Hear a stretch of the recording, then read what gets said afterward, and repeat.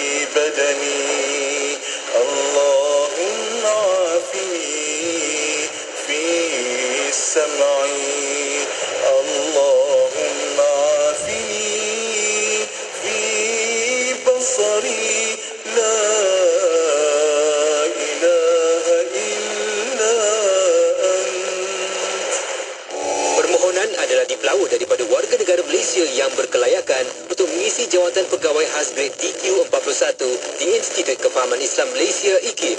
Jawatan adalah bertaraf kontrak 1 sehingga maksimum 3 tahun sebelum dipertimbangkan ke jawatan tetap. Calon-calon hendaklah warga negara Malaysia dan berumur tidak kurang dari 25 tahun. Merupakan pemegang ijazah sarjana muda kepujian dengan pengkhususan dalam bidang pengurusan pejabat, perniagaan atau yang bersesuaian yang diiktiraf oleh IKIM daripada institusi pengajian tinggi tempatan atau kelayakan yang setara dengannya. Antara bidang tugas, membantu mengurus semua urusan berkaitan tugasan pengurusi yang melibatkan kunjungan hormat, lawatan rasmi, projek-projek khas, kerjasama strategik, penerbitan, persidangan atau seminar serta mesyuarat dalam dan luar negara. Menjalankan tugas sebagai pegawai perantara atau liaison officer di antara pengurusi dengan kedutaan, kementerian, agensi atau badan kerajaan yang berkaitan dengan IKIM. Kemukakan permohonan anda kepada Unit Modal Insan Institut Kefahaman Islam Malaysia sebelum atau pada 26 Oktober 2023. Ikan siakap buah papaya, ayuh dimakan dengan berselera. Sekiranya wakaf menjadi budaya, umatkan hidup dengan sejahtera. Amanah Saham Nasional Berhad kini memperkenalkan konsep wakaf terbaru melalui konsep wakaf saham amanah. Menggabungkan dua konsep penting iaitu pelaburan dan wakaf. Ayuh, jangan melengah lagi. Jom berwakaf bersama ASNB untuk pengurusan yang lebih profesional dan telus. Pesanan dari saya, Madli Shah bin Alauddin. Assalamualaikum, Nana. Buat apa tu? Nana okey tak ni? Sebenarnya nak lelapkan mata. Nak buat kerja pun susah. Kadang-kadang tu Nana rasa senang lah nak hilang fokus. Nana rasa cemas tanpa sebab. Entahlah Betty. Nana ada juga rasa yang diri ni tak ada potensi. Tak boleh lah nak berjaya macam orang lain. Agaknya Nana ni memang tak berguna kan. Jangan fikir macam tu, Nana. Setiap orang ada kemampuan dan kejayaan masing-masing. Dan ini termasuk diri Nana sendiri. Bukan Nana. Betty rasa apa yang Nana cakapkan ni macam tanda-tanda kemurungan.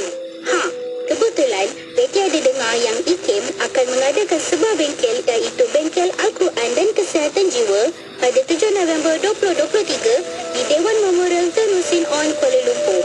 Betty yakin yang bengkel ini sangat berguna kerana akan ada pakar yang akan berkongsi nasihat dan panduan berkaitan stres, kebimbangan dan kemurungan. Selain itu, akan ada juga sesi perkongsian dengan pesakit yang berjaya melalui cabaran kesihatan mental. Macam mana pula dengan yuran penyertaan? Yuran penyertaan bengkel adalah sebanyak RM300. Oh, ya ke? Alhamdulillah. Terima kasih Betty. Sama-sama Nana. Untuk pendaftaran dan tahu lebih lanjut, boleh layari www.ikim.gov.my atau hubungi urus setia di talian 03 6204 6320 atau 321 atau 325. Anda kini sedang mendengar Destinasi IKIM bersama Mona Jasman.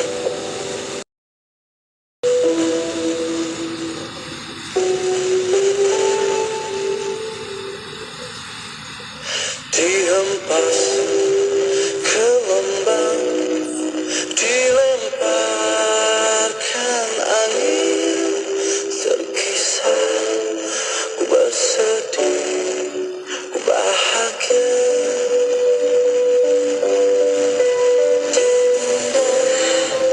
Dunia yang berair semu, langkah kaki di dalam rencananya.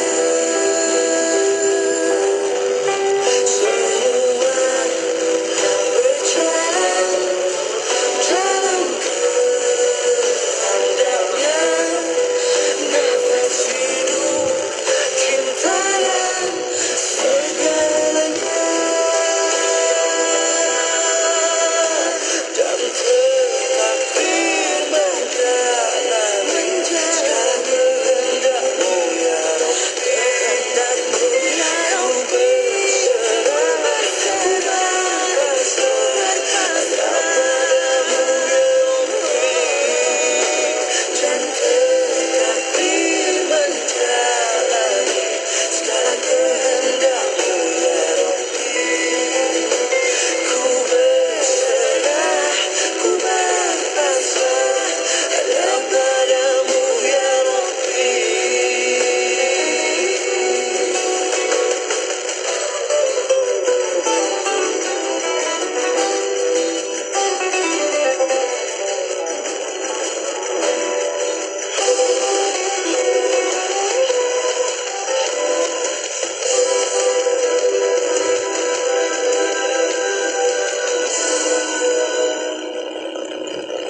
Bila mungkin ada luka, coba senyumlah. Bila mungkin tawa, coba bersabarlah. Karena air mata tak abadi akan hilang dan berganti. Hilang dan berganti. Bila mungkin hidup hamba yang dirasa, mungkinkah hati merindukan dia? Karena hanya dengannya hati tenang, damai jiwa dan dada. Dan tertakdir menjalani segala kehendakmu ya Rabbi. Ku berserah, ku berpasrah hanya padamu ya Rabbi. Dan tertakdir menjalani segala kehendakmu ya Rabbi. Ku berserah, ku berpasrah hanya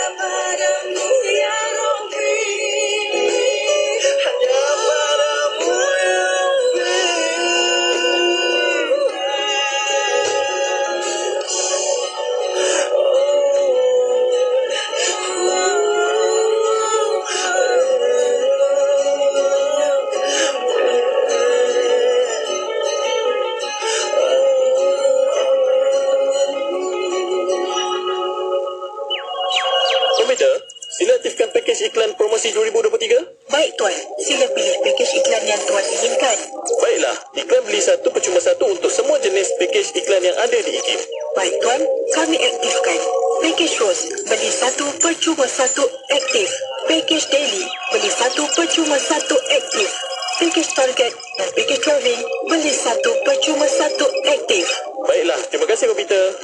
Ya, berita gembira kepada semua peiklan dan peniaga di seluruh Malaysia.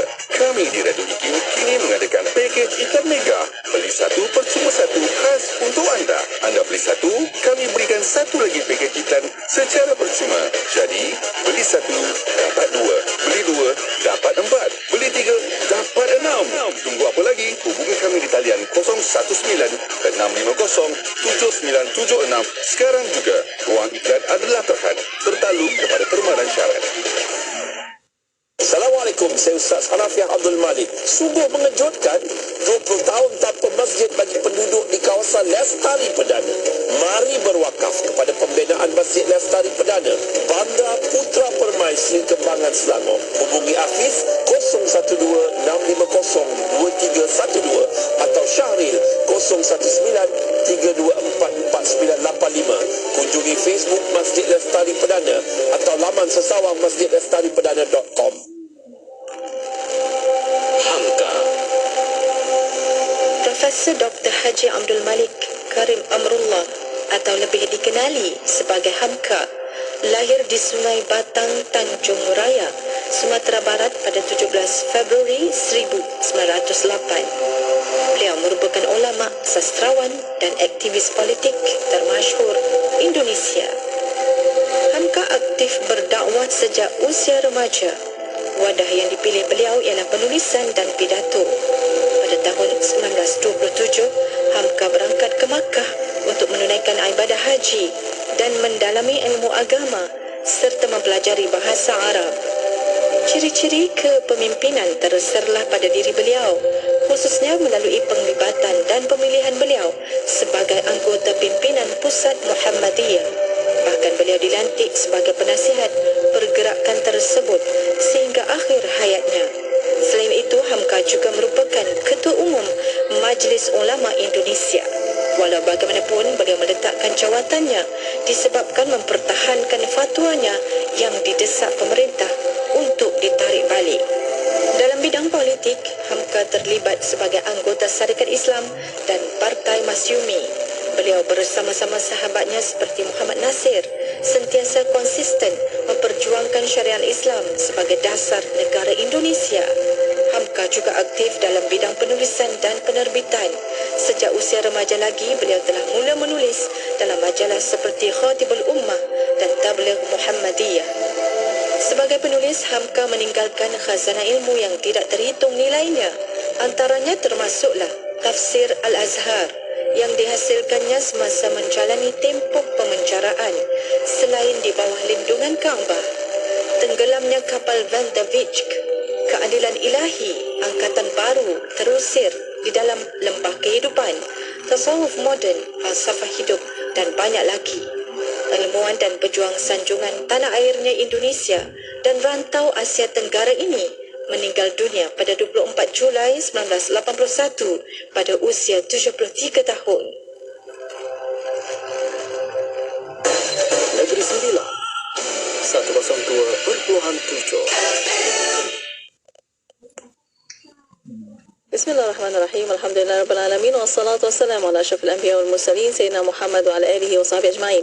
Assalamualaikum warahmatullahi ta'ala wabarakatuh kepada para pendengar yang masih setia bersama kami di Rejim Institut Kefahaman Islam Malaysia Radio IKIM. Alhamdulillah untuk waktu ini masih lagi bersama destinasi IKIM bersama saya Mona Jasman menemani anda sehingga jam 7 malam nanti. Dan Alhamdulillah untuk petang ini bersama para pendengar kita akan bersama rancangan Tariq An-Nur Jalan Cahaya, dan untuk Tariq An-Nur Jalan Cahaya ini kita akan bawa kepada anda secara langsung di FB Live IKIM FM, di YouTube IKIM Media untuk tontonan anda, dan juga boleh hantarkan soalan anda melalui WhatsApp konti 01129004 dan juga boleh tinggalkan di FB Live IKIM FM, di YouTube IKIM Media. Dan Alhamdulillah Petang ini kita akan bersama yang berusaha Tuan Rizal Rashid, jurulatih komunikasi kita. Untuk petang ini kita mengalahkan kehadirannya. Assalamualaikum Tuan. Waalaikumsalam warahmatullahi wabarakatuh. Bagi Datin, khabar sihat ya? Alhamdulillah. Tuan sihat ya? Alhamdulillah. Luar biasa. Masya Allah. Luar biasa. Terima kasih Datin. Alhamdulillah. Walaupun sibuk macam mana pun, Alhamdulillah sampai juga ke Radio IKIM. Alhamdulillah. Rezeki saya. Masya Allah. Alhamdulillah. Bersiaran hari ini. Masya Allah. Dan untuk petang ini bersama Tuan Rizal, kita akan ada berkomunikasi juga tentang hati-hati dengan bancuhan perkataan. Perkataan baru ni saya tak pernah dengar. Hati-hati dengan bancuhan perkataan. Ya. Apa yang kita nak bahas, tunggu. InsyaAllah. Ya, betul itu. Tak sabar-sabar ni para pendengar dah masuk ke FB Live IKIM FM untuk petang ini. Ada Syahruddin Kasim, Yasir Arafat, Azinuddin Abdullah, Rusni, Hasan, Masya Allah, Alhamdulillah. Dan jom kita ramai-ramaikan lagi bersama tag kawan-kawan untuk kita dapat terus daripada Tuan Rizal. Ada insyaAllah ilmu baru untuk petang ini. Dan untuk waktu ini bersama Tuan Rizal, sebagai mukadimah silakan Tuan. Baik, terima kasih bagi Datin. A'udzubillahi minasyaitanirrajim. Bismillahirrahmanirrahim. Qala rabbi shrah li sadri wa yassir li amri wahlul 'uqdatam min lisani yafqahu qawli. Allahumma alhimni rushdi wa a'inni min syarri nafsi rabbi zidni 'ilman warzuqni fahman. Allahumma salli ala sayyidina Muhammad wa ala ali sayyidina Muhammad kama sallaita ala sayyidina Ibrahim wa ala ali sayyidina Ibrahim wa barik ala sayyidina Muhammad wa ala sayyidina Muhammad kama barakta ala sayyidina Ibrahim wa ala ali sayyidina Ibrahim fil alamin innaka Hamidum Majid.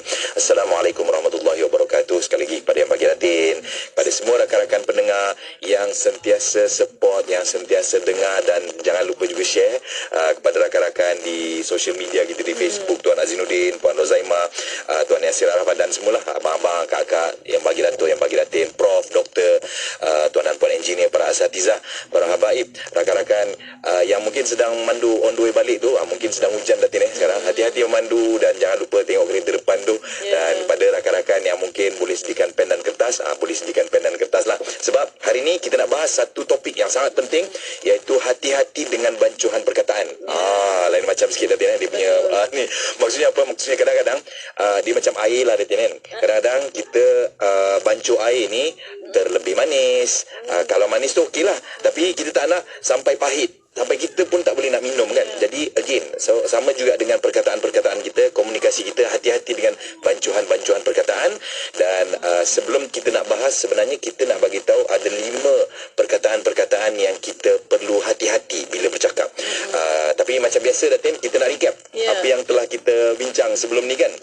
Mungkin ada sahabat-sahabat pendengar yang baru first time dengar Tariq An-Nur ni. Untuk makluman tuan dan puan, insyaAllah kita akan bawakan Tariq An-Nur ni. Kita andaikan ataupun kita bayangkan Tariq An-Nur ni Datin, dia macam satu buku lah.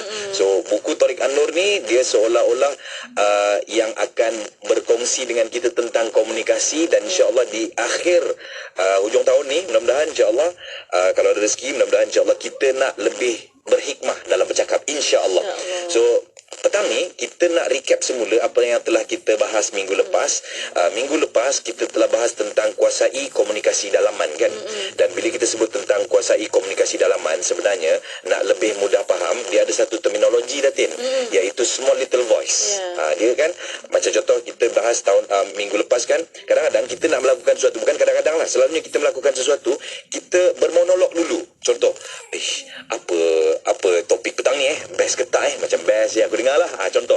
Ataupun mungkin on the way ni kita bermonolog dengan diri kita, aku nak masak apa petang ni. Ataupun mungkin rakan-rakan kita yang sedang berpuasa kan, aku nak berbuka apa petang ni. So again, selalunya kita akan bermonolog dengan diri kita, kita akan ada berkomunikasi lah. Dan tuan dan puan, perasan ataupun tidak, kalau kita menguasai komunikasi dalaman kita Datin, kalau kita menguasai small little voice itu, sebenarnya insya-Allah kita akan menguasai kehidupan kita. Dan berapa ramai antara kita yang mempunyai situasi di mana kita tidak dapat fully utilize kita punya potensi sebab kita sendiri yang sabotage. So mungkin kadang-kadang dengan semudah bertanya soalan pun kita sendiri yang sabotage diri kita. Aku nak tanya ke tak aku nak tanya ke tak nanti kalau aku tanya, nanti kalau orang tuan guru tu kata ini pun nak tanya ke? Tak lagi, belum lagi kita dah self sabotage. Ataupun mungkin kita plan nak berniaga kan. So kita pun kata aku nak berniaga ke tak kita dah ada ilmu dah ni, kita ada pengalaman dah ni. Tapi kita sendiri kata, sekarang ni kan ekonomi tengah tak bagus. So sekarang ni kalau aku buat sekarang ni, takut-takut nanti bisnes tak jadi, macam mana? So again, belum lagi kita dah bermonolog perkara yang negatif. Jadi poin saya adalah, kalau kita menguasai komunikasi dalaman ataupun small little voice, insya-Allah kita akan menguasai diri kita. Dan minggu lepas, Datin, kita semua sedia maklum, sebelum tindakan kita buat sesuatu tindakan, kita akan melalui 3 gate ataupun 3 pintu ataupun 3 filter utama. Yang mana 3 filter utama ni lah yang sebenarnya membisik-bisikkan kita. So apa dia 3 pintu utama? Jom kita recap sama-sama. Nak senang ingat, 3 P. P yang pertama pemadam, P yang kedua penyerong, asal daripada perkataan serong, P yang ketiga adalah purata. So pemadam ni dia bisikkan macam mana? Pemadam ni dia membisikkan ataupun dia cuba memadam informasi-informasi yang kita kadang-kadang tak perasan ataupun yang sebenarnya penting tapi dia cuba padamkan. Contoh saya ni, Datin, kalau bercakap depan orang kan, saya tak reti lah, Datin, saya nervous, contoh kan. Tapi dia tak perasan, dia cakap dekat depan Datin Mona Jasman tu, itu pun orang juga kan. So maksudnya kita telah memadamkan informasi tu bahawa kita juga sedang bercakap dengan orang. Ataupun mungkin yang kedua penyerong. Penyerong ni yang kita bahas minggu lepas adalah tentang cause and effect. A tambah B sama dengan C. Macam contoh minggu lepas kan kita cerita, isteri saya beberapa ketika dulu pernah satu kali tu saya ambil dia daripada office. So masa tu maghrib. So daripada jauh saya tengok dia macam kenapa dia macam berlari-lari anak kan. Lepas dia nak punch thumbprint tu kan, dia macam terus berlari ke kereta. So saya pun tanya dia, kenapa yang? So dia pun kata, jalan bang, kenapa? Oh tak apa, nanti sampai rumah saya beritahu. So sampai dekat rumah dia beritahu, tadi kan you tahu tak, masa saya tengah punch tu kan tadi, saya dengar bau wangi, dia kata. So maksudnya apa? Maksudnya maghrib, bau wangi sama dengan macam makhluk halus kan. Jadi soalan saya adalah, saya tanya dengan isteri saya kata, sure ke benda tu? Kalau orang lain ataupun kalau pencara-pencara lain yang mungkin lambat balik dan sebelum dia balik dia letak perfume, macam mana? Isteri saya pun kata, betul juga kan. So again, kadang-kadang kita ada bisikan-bisikan halus ataupun small little voice yang membisikkan kita dengan cause and effect. Contoh kan, Melayu berniaga mesti fail, contohnya. So again, itu kadang-kadang membuatkan kita sendiri tidak explore diri kita ataupun potensi diri kita. Dan yang ketiga yang kita telah bahas minggu lepas adalah small little voice tentang pukul rata ataupun purata. Contoh budak-budak sekarang ni kan tak ada common sense lah, contoh kan, ataupun orang Melayu malas, contohnya. So again, itu adalah bisikan-bisikan hati kita yang sebenarnya akan membuatkan kita tidak explore, membuatkan kita sendiri tak trust diri kita.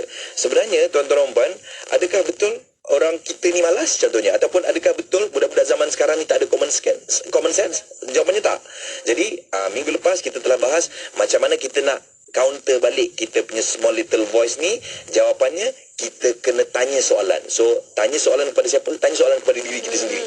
So contohnya tadi kan, orang Melayu ni malas. Ya ke malas? Ada je orang-orang Melayu yang okey-okey, contohnya yang berjaya kan. Ataupun Melayu berniaga ataupun kita berniaga masa sekarang mesti fail. So kita tanya dengan diri kita, sure ke kalau kita start niaga sekarang fail? Kalau kita start niaga sekarang dan kita ada mentor dan ilmu yang bagus, kalau berjaya macam mana? So maksudnya macam mana kita nak mengawal ataupun menguasai komunikasi dalaman kita ataupun small little voice kita tanya balik diri kita, dan insya-Allah kita juga berdoa kepada Allah Subhanahu Wa Taala agar diberi petunjuk. Jadi itu yang telah kita bahas minggu lepas, dan petang ni kita nak bahas hati-hati dengan bancuan perkataan dan 5 perkataan yang kita wajib hati-hati. Apa dia 5 perkataan tu? Tunggu sekejap lagi insya-Allah. Allahuakbar. Alhamdulillah. Terima kasih tuan, dan untuk waktu ini kita akan berehat seketika. Kita akan kembali selepas ini untuk bersama para pendengar. Ada soalan pertanyaan boleh hantarkan melalui WhatsApp konti 011 29004004 dan juga boleh tinggalkan di FB Live IKIM FM, di YouTube IKIM Media. Berehat seketika pada waktu ini, kembali selepas ini untuk anda terus setia bersama kami hanya di Destinasi IKIM. 24 jam sentiasa mendampingi, indah dengan muzik Islami dan program dakwah Allah Subhanahu Wa Taala. Kita melihat khabar dan khabar. Dengarkan di IKIM, inspirasi inforia Islami. Benar dalam hadis hadis Nabi menyebutkan tentang idza mata ibnu Adam in qata'a amaluhu illa bi thalathin. Ya, hadis itu saya tak payah baca, bukan kita nak bincang, tetapi kita selagi hidup kita terlupa kita ini ada nikmat untuk buat, dan power to choose to do, power untuk pilih nak buat. Hari ini kita nak buat baik, kita boleh pilih. Hari ini kita tak nak buat baik, kita boleh pilih. Hari ini saya nak beristighfar, kita boleh pilih. Hari ini kita nak berselawat, kita boleh pilih. Tetapi apabila Nabi menyebutkan kalimah in qata'a, maknanya kita tahu bahawa maka jadi terputuslah. Sebab in qata'a adalah satu perbuatan yang berlaku kerana ada benda yang berlaku sebelum daripadanya. Maknanya maka jadi terputuslah. Dan saat manusia berada pada posisi jadi terputuslah, dan itulah kata ulama penderitaan yang paling sengsara bagi ahli kubur. Dia rasa nak taubatlah, boleh taubat, tapi bagi ahli kubur, aku nak taubat, tetapi peluang taubat telah tertutup, terpeteri sama sekali. Aku nak selawat pada Nabi, tetapi ingat, saat masuk dalam kubur, takkan mampu seseorang itu berselawat pada Nabi. Hari ini ya Allah, kita ada duit, kita nak infak kepada tempat yang baik, kita boleh lakukan, tetapi dia alam kubur, sebab dia alam jazab, bukan alam amal. Saat tersebut inqata'a, maknanya langsung tak ada peluang kita dapat melakukan semua kebaikan tersebut.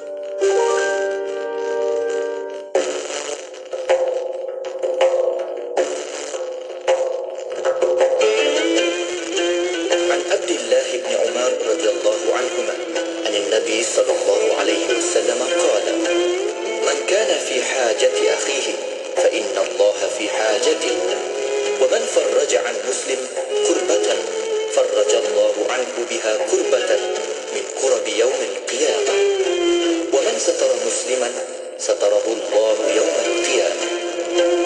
Daripada Abdullah bin Umar radhiyallahu anhuma, Nabi sallallahu alaihi wasallam bersabda, sesiapa yang berusaha untuk menunaikan hajat saudaranya, sesungguhnya Allah akan menunaikan hajatnya juga.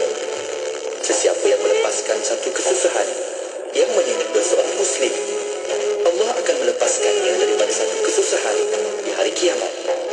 Sesiapa yang menutup keburukan seorang muslim, Allah akan menutup keburukannya di hari kiamat. Hadis riwayat Bukhari dan Muslim. Radio IKIM membawa kepada anda lagu-lagu nasyid terbaik di Malaysia.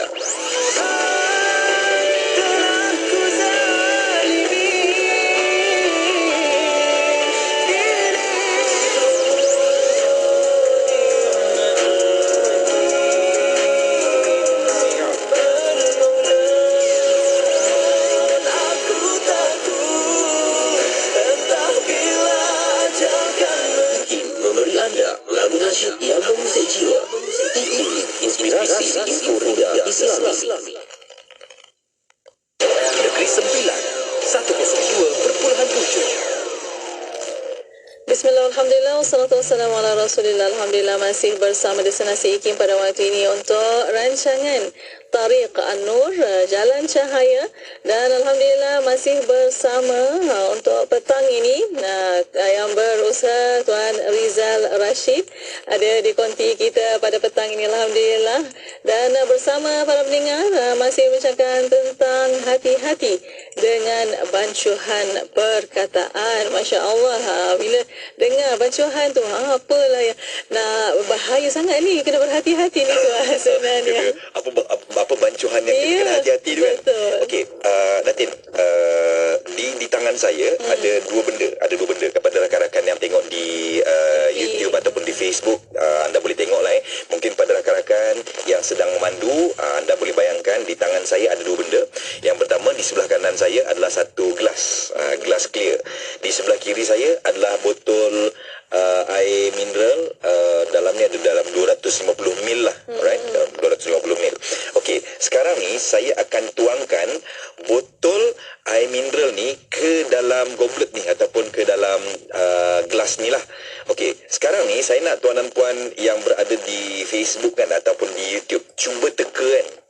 kalau saya tuangkan air mineral, botol air mineral yang dalamnya ada air mineral, alright, dia akan masuk ke dalam gelas, agak-agak air apa yang keluar, tuan-tuan dan puan?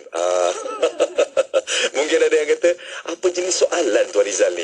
Mestilah air mineral kan? Sebab dia dalam dia air mineral. Maksudnya kalau kita tuang macam ni, takkanlah keluar tu ataupun yang masuk ke dalam gelas kita adalah air yang busuk, ataupun Milo panas, ataupun orange juice, kecuali dengan izin Allah Subhanahu Wa Taala. Nah, tuan-tuan dan puan-puan, sebenarnya aktiviti ini juga adalah analogi yang memberitahu bahawa kita ni, apa yang kita cakap sebenarnya menggambarkan diri kita. Maksudnya, kita ni seolah-olah botol perkataan.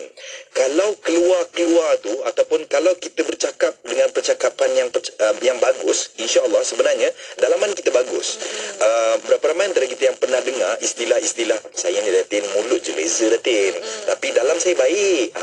Saya ni mulut je jahat, tapi dalam saya baik. So, tuan dan puan, sebenarnya kita seumpama botol, kita adalah botol perkataan. Maksudnya kalau dalam diri kita ataupun dalam diri kita air mineral, insya-Allah yang keluar tu air mineral lah.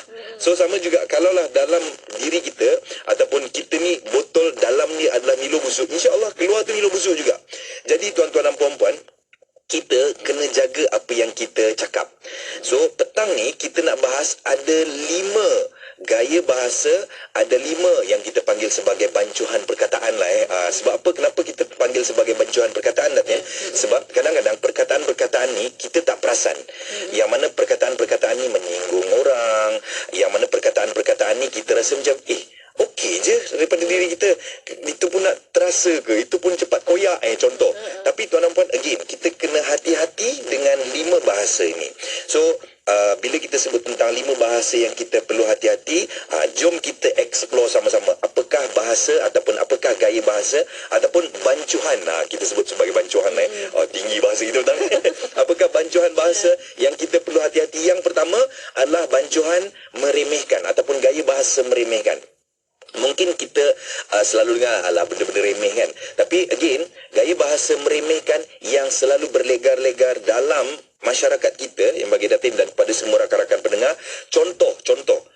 Ini pun tak tahu ke? Contohnya kan, ini pun tak tahu ke? Itu yang pertama. Yang kedua, gaya bahasa meremehkan ni adalah ini pun nak tanya ke? So ini adalah 2 gaya bahasa yang kita kategorikan sebagai gaya bahasa meremehkan lah, yang wajib kita hati-hati. Sebab tuan-tuan dan puan-puan, kadang-kadang bila kita bercakap yang kata ini pun nak tanya ke, especially kadang-kadang budak-budak tak tahu kan. Saya pernah Datin, saya pernah dengar satu cikgu ni, saya sangat respect dengan pendidik-pendidik kita. Bayangkan budak-budak ni tanya, budak-budak darjah 6 kan, darjah 6 kita dah tahu dah diorang ni dah faham dah bijak dah. Tapi ada seorang budak ni dia tanya, "Cikgu, KLCC tu apa ya cikgu?" Kalau kita lah kan, kadang-kadang kita yang ada spontaneous reaction ni kan, KLCC pun tak tahu ke? Tapi cikgu ni kata, KLCC ni adalah satu bangunan. So dia explain. Dia tak ada kata itu pun tak tahu ke? So again, tuan-tuan dan puan, mungkin kita rasa soalan tu soalan yang tak patut ditanya, tapi percaya ataupun tak, sebenarnya itu adalah soalan yang mereka tak tahu. Contoh, saya pernah terdengar seorang sahabat saya lah kan. So apa nama ni, dia kata alah macam Pendekar Bujang Lapuk. Pendekar Bujang Lapuk kita tahu kan, itu movie P.Ramlee kan. Tapi sahabat saya ni kata, apa tu Pendekar Bujang Lapuk? Takkan itu pun tak tahu. La ilaha illallah, memang dia tak tahu. Jadi poin saya adalah kita jangan sekali-kali meremehkan dengan menggunakan gaya bahasa ini pun tak tahu ke, ataupun ini pun nak tanya ke. Saya ada seorang kenalan lah Datin. So dia kata, kau tahu tak Rizal, pernah ada seorang sahabat kami kan, dia kata dia baca Quran, surah Al-A'raf lah kan, dia baca Bismillahirrahmanirrahim, Al-Mas, Allahu Rabbi. So dia kata, macam mana kau itu pun tak tahu ke? Tapi tuan-tuan again, memang dia tak tahu. Jadi kita, orang yang tahu ni, jangan meremehkan yang orang tak tahu ni. So kita kena ajar, dan percayalah, kalau kita tidak meremehkan, insya-Allah mereka akan rasa feel good, insya-Allah. Dan orang yang Yelah, kadang-kadang kenapa kan kita tak nak bertanya? Sebab kita takut orang-orang yang ini pun nak tanya ke? Soalan kecil kot, soalan yang kan. Malu nak bertanya. Jadi membuatkan kita rasa tak payahlah tanya. Nanti kalau aku tanya kena marah. Jadi poin yang pertama, tuan-tuan dan puan, elakkan daripada menggunakan gaya bahasa meremehkan. So apa contoh-contoh yang kita selalunya dengar dalam masyarakat kita? Yang pertama, itu pun tak tahu ke? Jangan pakai, tuan-tuan dan puan. Yang kedua, itu pun nak tanya ke? Jangan pakai. Sebab tuan-tuan dan puan, memang dia tak tahu. Memang dia nak tanya. So tanggungjawab kita untuk memberitahu dan tanggungjawab kita untuk menyampaikan. So itu yang pertama, meremehkan. Yang kedua, Datin, adalah gaya bahasa pesimis. Bancuhan-bancuhan pesimis. Maksud pesimis ni maksudnya kata-kata bersifat negatif. Contoh. Tak boleh lah. Susah lah. Sekarang ni teruk lah sekarang. So tuan-tuan dan puan, again, mungkin kita sebagai seorang ketua, kita sebagai seorang leader, kita faham mungkin ada setengah-setengah orang mempunyai situasi di mana ekonominya mungkin tak bagus. Tapi again, tuan dan puan, saya yakin dan percaya kata-kata kita juga adalah doa. Dan tuan dan puan, sebenarnya kita adalah apa yang kita sampaikan tau. Dan percaya ataupun tak, tuan-tuan dan puan-puan, saya selalu requote apa yang Al-Fadhil Ustaz Muhammad Abdullah bin Al-Amin selalu kongsikan kan. Sebenarnya otak kita, sebenarnya perut kita lebih bijak daripada otak. Sekali lagi saya ulang Ustaz Amin selalu mention, kadang-kadang kita tak perasan sebenarnya perut kita lebih bijak daripada otak. Kenapa? Perut kita, kalau kita makan benda yang tak bagus, dia akan keluarkan. Sama ada keluarkan ke, ataupun kita muntah ke, ataupun dia keluarkan lah. Tapi otak kita, dia tak boleh nak bezakan mana satu yang baik, mana satu yang buruk, mana satu yang optimis, mana satu yang pesimis, mana satu yang positif, mana satu yang negatif. Dan tuan dan puan, sebenarnya apa yang kita sebut, itulah yang kita sedang panggil. Jadi, bila kita bercakap soal berkomunikasi, bila kita bercakap soal bancuhan perkataan, elakkan daripada menggunakan perkataan-perkataan yang pesimis ataupun negatif. Okey, saya nak kongsikan Datin dengan rakan-rakan yang pendengar sekalian kan, tentang satu kisah lah. Alhamdulillah kita juga ada kita juga mengusahakan rangkaian klinik lah. So di dalam klinik kami ni, tuan dan puan, kita sering educate kita punya doctors lah. Kita kata kalau kita berjumpa dengan patient, elakkan daripada menggunakan perkataan-perkataan yang kita tak nak. Contoh kan, jangan risau, tak sakit ni. So kita menggunakan perkataan sakit. So kalau kita tak perasan, sebenarnya kita sedang trigger perkataan sakit tu kepada patient. Jadi kebetulan ada seorang doktor ni. So masa tu anak saya masuk ke buat rawatan lah. So masa tu anak saya sakit gigi kan. Jadi kita faham lah sakit gigi ni, ya Allah. Dia punya sakit tu, Masya Allah. Dan bagusnya doktor ni, dia kata, okay adik, jangan risau, it's gonna be fast. Happy je, insyaAllah. Lepas ni adik boleh main-main, adik boleh happy, adik boleh pergi sekolah dengan gembira. Dicabut. Tak perasan. Tak perasan. So anak saya pun kata, okey Dan. Dan ke doktor? Ya Dan. Tak perasan. Sebab apa? Sebab doktor tersebut telah menggunakan perkataan-perkataan yang positif ataupun optimis. Dia tak ada pun menggunakan perkataan-perkataan jangan risau, tak sakit ni, jangan risau, tak sakit, takkan ada rasa. So dia takkan menggunakan perkataan-perkataan pesimis. Jadi poin saya adalah, yang kedua, hati-hati dengan gaya bahasa pesimis. Dan yang ketiga, dan seterusnya kita akan sambung sekejap lagi. Tunggu insya-Allah. Allahualam. Masya-Allah, alhamdulillah. Terima kasih Tuan Rizal. Dan untuk waktu ini bersama para pendengar, kita akan berehat seketika. Kita akan kembali selepas ini. Untuk bersama para pendengar, boleh hantarkan soalan anda melalui WhatsApp konti 01129004 dan juga boleh tinggalkan soalan anda di FB Live IKIM FM, di YouTube IKIM Media. Berehat seketika pada waktu ini, kembali selepas ini untuk anda terus setia bersama kami hanya di Destinasi IKIM. Ni seorang hamba Allah, tidak cukup padanya dengan hanya melakukan taat, tetapi perlu juga meninggalkan maksiat. Maksudnya tidak cukup belajar tentang bagaimana untuk melakukan ibadah, tetapi perlu juga kita tahu siapa musuh-musuh kita yang merupakan penyebab kepada kita melakukan dosa dan jauh daripada Allah Subhanahu wa Ta'ala. Adab adalah hiasan paling indah, peninggi diri dan juga maruah. Berkongsi Kongsian Bicara Adab bersama Ustaz Salahuddin Harun setiap Selasa 9 malam hanya di IKIM Inspirasi Inforia Islami. Daripada Jarir radhiyallahu anhu, daripada ayahandanya, Rasulullah sallallahu alaihi wasallam bersabda, "Man sanna sunnatan hasanah falahu ajruha wa ajru man 'amila biha ila yaumil qiyamah." Maksudnya, sesiapa yang memberi contoh tauladan yang baik, maka dia akan mendapat pahala dan pahala orang-orang yang meniru perbuatannya sehingga hari kiamat. Tawau 100.7 FM. The new realities of working from home, temporary unemployment, homeschooling of children, and lack of physical contact with other family members, friends, and colleagues as part of efforts to reduce the number of people infected with COVID-19 are challenging for all of us. An important part of keeping fit and healthy is to take care of your own mental health. First, value yourself. Treat yourself with kindness and respect and avoid self-criticism. Make time for your hobbies and favorite projects or broaden your horizons. 2. Take care of your body. Be sure to eat nutritious meals, drink plenty of water, exercise, and get enough sleep. Researchers believe that lack of sleep contributes to a high rate of depression. 3. Spirituality is an important aspect of mental health care. Observe our religious obligations and other ways of getting closer to Allah SWT, such as offering extra prayers, read or listen to the Quran, learn and recite new du'as, stay in touch with family and friends, listen, watch or read on stories of the Prophet ﷺ, spend money or time on a charitable cause, and increase the amount of zikr, as it has an instant calming feeling over your mind and body, and removes negative thinking from your mind. This mental health care message is brought to you by IKIM. Mahukan pelbagai informasi terkini? Teruskan bersama kami di IKIM Inspirasi Inforia Islami. Inspirasi Inforia Islami hanya di Radio Satu Kefahaman Islam Malaysia. Terima kasih kepada anda yang masih setia bersama kami.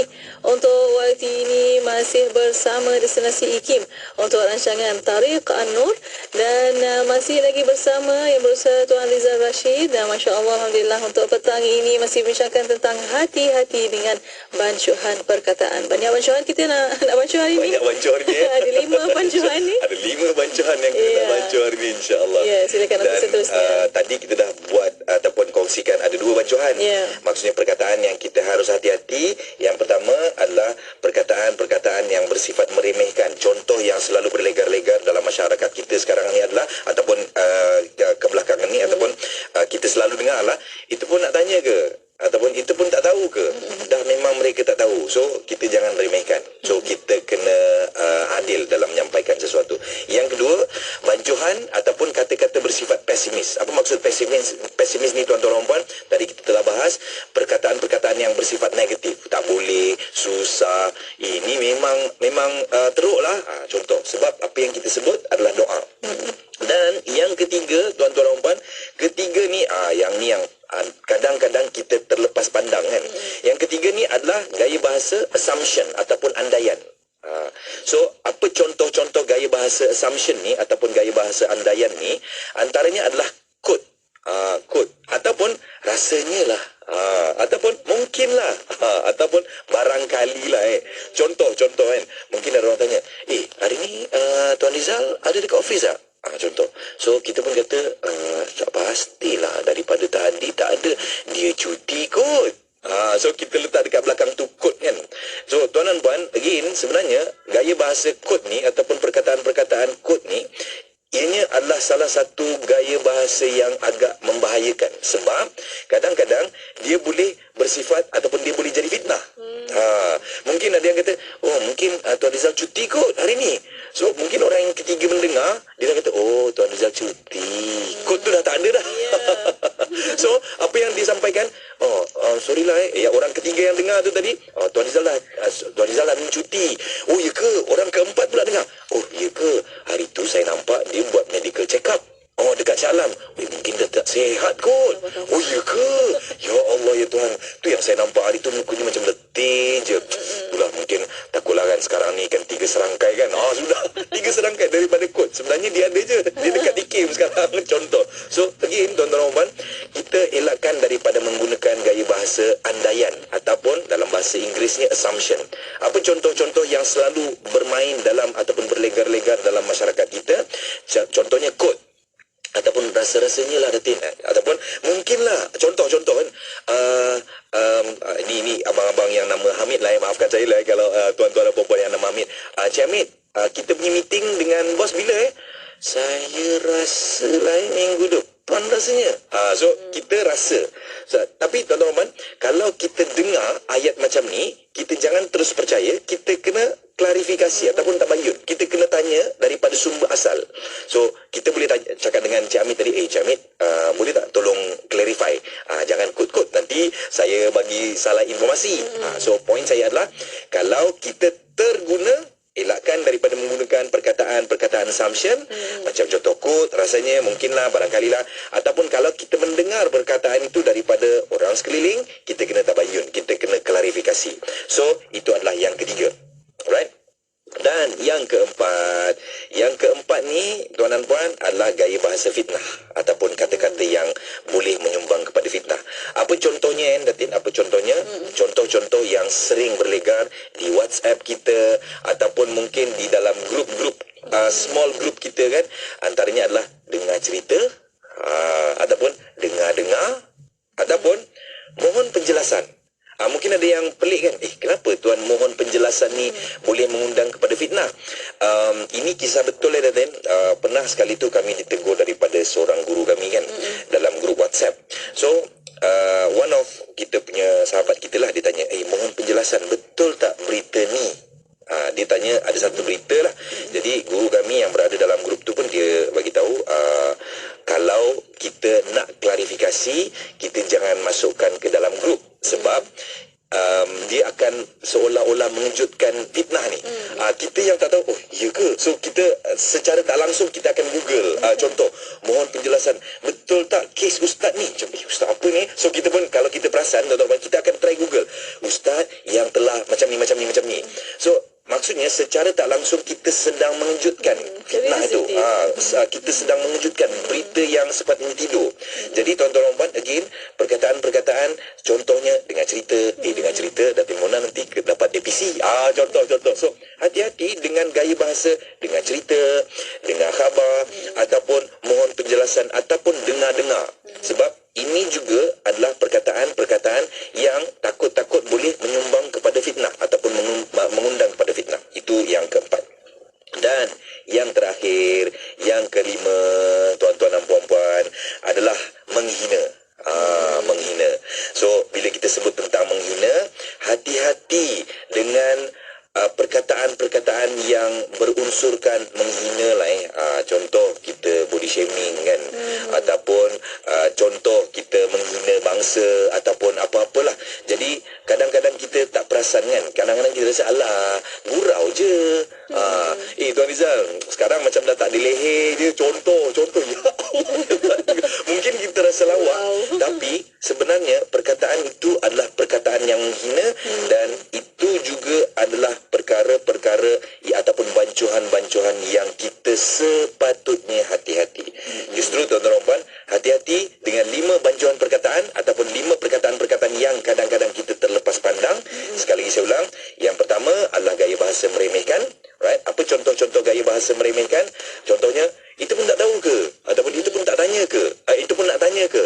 So tuan-tuan dan puan, sebenarnya tak ada benda pun yang kita kata sebagai soalan yang tak bijak. Sebenarnya semua soalan bagus. Dan saya yakin dan percaya sebenarnya soalan ni adalah gerbang ilmu. Mungkin dia tanya tu memberi pencerahan kepada orang lain. So itu adalah bahasa yang pertama, meremehkan. Yang kedua adalah bahasa pesimis. So pesimis ni maksudnya bahasa-bahasa yang negatif. Tak boleh, susah, sukar, takut, risau, macam-macam lah. So ini adalah yang kedua. Dan yang ketiga adalah gaya bahasa assumption ataupun andaian. Contoh, kod, rasanya lah, ataupun mungkinlah, barangkalilah. Hati-hati tuan-tuan, sebab kita tak tahu, kalau kita tidak tabayun ataupun kalau kita tidak klarifikasi, takut-takut dia menjadi fitnah. Na'udzubillah. Dan yang keempat, gaya bahasa fitnah yang kita telah discuss tadi ataupun bincang tadi, antaranya adalah dengar-dengar ataupun dengar cerita, ataupun mohon penjelasan. Jadi hati-hati dengan gaya bahasa ini sebab ianya juga boleh mengundang fitnah. Dan yang kelima, yang terakhir adalah menghina. Contoh menghina adalah macam contoh body shaming. Contohnya kita hina bangsa dia, kau ni busuk lah macam tu. Contoh. So hati-hati tuan-tuan dan puan-puan sebab apapun yang kita cakap sebenarnya ia menggambarkan diri kita. Dan macam saya mention tadi, sebenarnya kita adalah botol perkataan. Kalau yang keluar tu air yang jernih, bermaksud dalaman kita jernih. Tapi kalau yang terkeluar tu perkataan-perkataan yang menyinggung hati orang, sebenarnya dia menggambarkan hati kita. Allahu a'lam.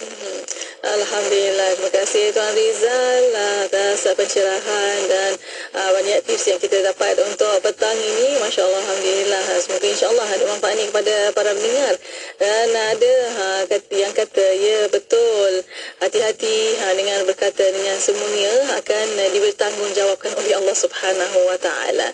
Ada juga yang kata, dia Bina Fikir Maf'am, Muhammad Yusli, katanya, saya diajar there is no stupid question. Tak semua orang ngerti macam kita, tak semua orang faham macam kita. Sebab itu timbulnya pepatah, rambut sama hitam, hati lain-lain. Begitu juga ilmu sekadar pandangan, katanya. Masya Allah, Alhamdulillah. Dan mungkin untuk waktu ini kita ambil beberapa soalan Tuan Rizal. Ada satu soalan di WhatsApp konti, kita ambil terlebih dahulu. Dari Negeri Sembilan bertanya, bagaimana kita nak fikir positif sedangkan hakikatnya negatif? Okey, terima kasih Datin. So soalannya adalah bagaimana kita nak fikir positif sedangkan hakikatnya negatif. Bila kita sebut tentang berfikiran positif ni kan tuan-tuan dan puan, dia mungkin senang cakap lah kan. Tuan Rizal senang lah cakap. Kami ni yang mengalami ni kan. Tuan-tuan dan puan, sebenarnya saya ada banyak situasi-situasi Datin yang ada magic happen lah dengan perkataan-perkataan positif, dengan bersangka baik. Dan tuan-tuan dan puan, cumanya bila kita nak kata berfikiran positif sedangkan hakikatnya negatif, saya boleh selitkan kalau kita nak berfikiran negatif, walaupun benda tu akan jadi negatif, kita boleh selitkan dengan satu yang saya namakan sebagai doa. Kita doa. Saya pernah satu ketika tu Datin, ialah kita berniaga kan. Ada satu momen tu memang, bayangkanlah tuan dan puan, gaji untuk staf tinggal sebulan je Datin. Tinggal sebulan je. Ya Allah, kita pun fikir melanguk lah kita. Ya Allah, Tuhanku, macam manalah staf-staf aku. Staf-staf kita ni ada anak, ada isteri. Kita pun ada kita punya komitmen lain. Melanguk kita, ya Allah ya Tuhan.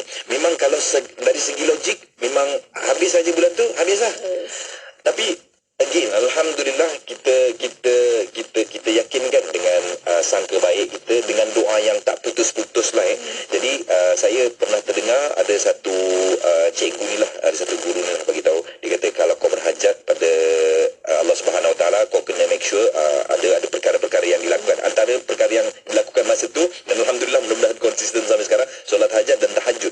So bayangkan nanti out of the blue kan, tiba-tiba ada satu rezeki yang datang, yang mana rezeki tu alhamdulillah agak banyak, dan rezeki tu alhamdulillah mensustainkan bisnes kita sampai sekarang, alhamdulillah.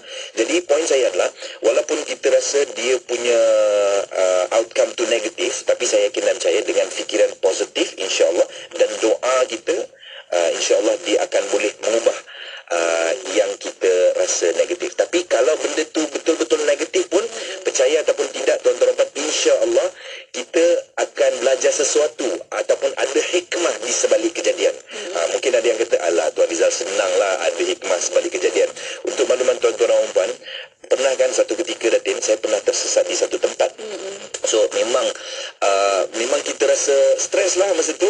Tapi alhamdulillah 2 bulan selepas tu saya dapat satu call yang dikata, Cik Rizal, boleh tak kita jumpa dekat tempat sekian-sekian. So saya pun pergi ke tempat tu, rupanya tempat yang saya sesat 2 bulan lepas tadi. Dan alhamdulillah saya datang saya sampai ke tempat tu setengah jam awal. Dan alhamdulillah dengan izin Allah Subhanahu Wa Taala, dia bagi saya satu rezeki. Maksudnya saya dapat job pada ketika itu. Sebab apa Datin? Sebab apa? Sebab saya datang awal, dia kata. Saya bagilah job ni dekat Tuan Rizal. So dia kata, terima kasih Tuan sebab percaya kan. Sebab apa Tuan Rizal? Sebab Tuan ni before time. Wah. So maksudnya apa? Maksudnya sebenarnya 2 bulan lepas itu bukan sesat. Itu adalah informasi awal yang Allah sedang berikan kepada saya untuk dapat rezeki yang pada ketika itu. Jadi poin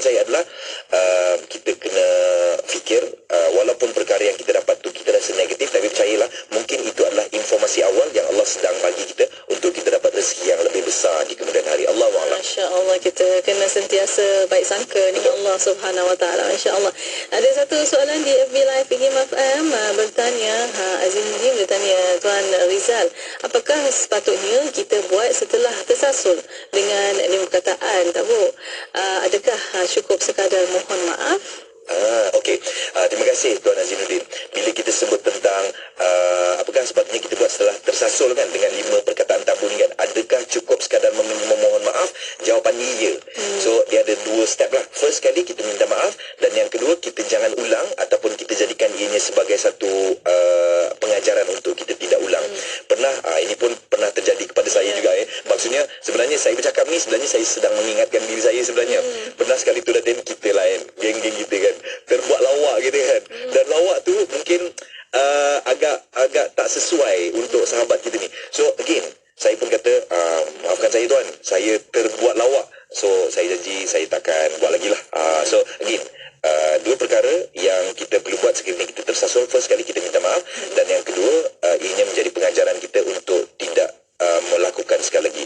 Dan tuan dan puan sebut tentang memohon maaf ni kan, tuan-tuan dan puan, sebenarnya memohon maaf ni dia adalah satu perkara yang memerlukan energi. Dia bukan senang-senang, maafkan saya Datin. Dia bukan senang nak minta maaf, maafkan saya Datin. Especially yang betul-betul minta maaf. Jadi tahniah Tuan Azimuddin, kalau kita tersilap, terkeluar ataupun terlepas, so kita minta maaf. Dan step yang kedua, kita jangan ulang. Allahu'alam. Ya, Alhamdulillah. Terima kasih Tuan Rizal, dan terima kasih juga kepada para pendengar. Tinggal sedikit masa lagi, banyak soalan sebenarnya di FB Live PGM FM dan di WhatsApp. Tapi kita nanti akan bawa mungkin satu sesi khas bersama Tuan Rizal untuk kita bertanya, insyaAllah. Q&A session insyaAllah. Masya-Allah. Dan untuk waktu ini tinggal sedikit masa lagi untuk kesimpulan dan kata-kata akhir, ada pesanan dan sebagainya, silakan. Jadi tuan-tuan dan puan, kita semua sedia maklum, di samping kita bercakap dengan diri kita ataupun bermonolog dengan diri kita, kita juga bercakap dengan orang lain. Dan bila kita bercakap dengan orang lain kan, kita tak tahu sama ada orang ni okey ke tak ataupun terasa hati ke tak. Jadi apa yang saya nak kongsikan dekat sini, hati-hati dengan apa yang kita sampaikan, sebab sebenarnya apa yang terluar daripada mulut kita, apa yang terluar daripada lidah kita, apa yang tertutur daripada apa yang kita sampaikan, sebenarnya ia menggambarkan diri kita. So sama juga dengan apa yang kita tulis di social media kita. Kalau kita tulis perkara-perkara yang baik, percayalah itu juga menggambarkan diri kita. Tapi kalau kita bercakap perkara-perkara yang sebaliknya, itu juga menggambarkan diri kita. Allahu'alam. Alhamdulillah. Terima kasih banyak-banyak kepada Ibu Saudara Tuan Rizal Rashid atas pertemuan untuk petang ini. InsyaAllah kita jumpa pada minggu hadapan Tuan. Assalamualaikum. Waalaikumsalam warahmatullahi wabarakatuh. Alhamdulillah. Dan untuk para pendengar, terima kasih kepada anda, dan untuk anda terus setia bersama kami di Destinasi IKIM, Inspirasi Euforia Islami. Aku tak sanggup tahan buat selamanya. Sebaiknya aku mempunyai rencana, dan aku sedia, aku